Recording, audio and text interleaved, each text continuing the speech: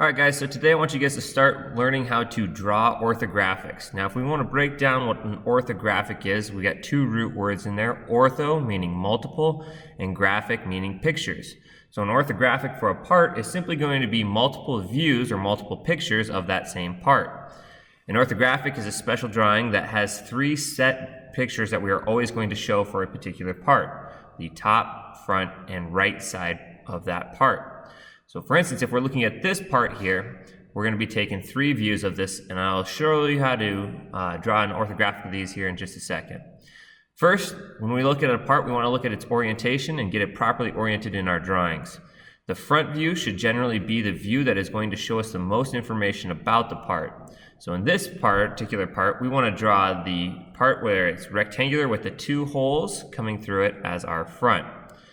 Now, sometimes we may end up switching around the views if the part has an obvious top, front, or side. For instance, a baseball cap, you may get more information about the actual shape of it looking at the top of it down. However, because we know that a baseball cap goes on a certain way, we are going to orient that with the top of the cap in our top view. Okay? In this particular part though, like I said, we want to use this rectangular face with the two holes in it as our front view. So what you guys are going to be doing is you guys are going to be getting a piece of paper out, and you're simply going to be sketching out a couple of parts that are going to be on the main table and when you finish up your toolbars assignment. Okay? Once you've got these guys all ready to go, we're going to start off by drawing the front view of our part. Okay, and you get the rectangle with two holes. Okay?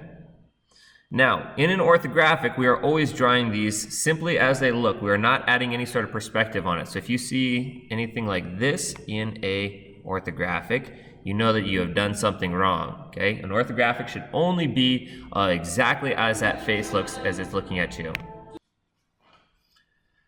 So after we've created our front view, we're going to create our two additional views, our top view and our side view. Now our top view is always going to be aligned directly with our front view and exactly above it.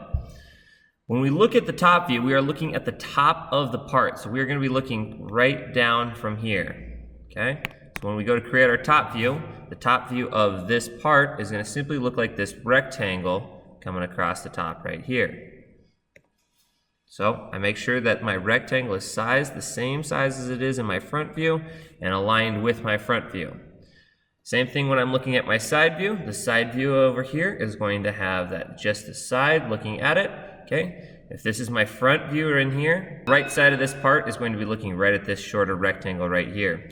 And when I go to do my side view, I'm going to line these guys up again and draw it exactly the same size and in perfect alignment with it. Now, as we're doing our top and side views, okay, we get to see just the perspective of those edges there. The thing that we are not seeing is the holes, and they still exist, so we need to make sure that we are documenting those holes do still exist right in there. As such, we're going to be creating what are known as hidden lines. Now, the hidden lines are going to exist when we can't see an edge or at the edge of a circle that we can't see. So, for instance, on the side view here, we've got the top of the two circles that create hidden lines. We do these as dashed lines that are equally spaced, and in the computer, we're going to do these in the color of blue. Okay? When you guys are doing these on your guys' sketch assignment here, you can do them simply in your pencil or pen and have them be the same color.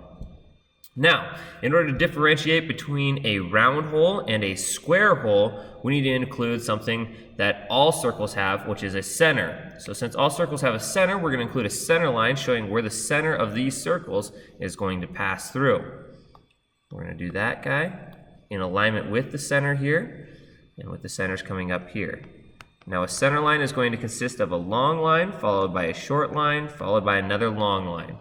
If we had a very long center line, we could break this down into a much longer, or into multiple short lines, as long as we had them all going in the same direction there.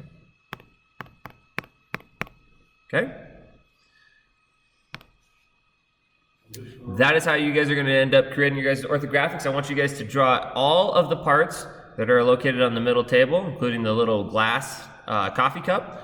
And save all of those. I will be examining those for correctness when I get back. Thank you.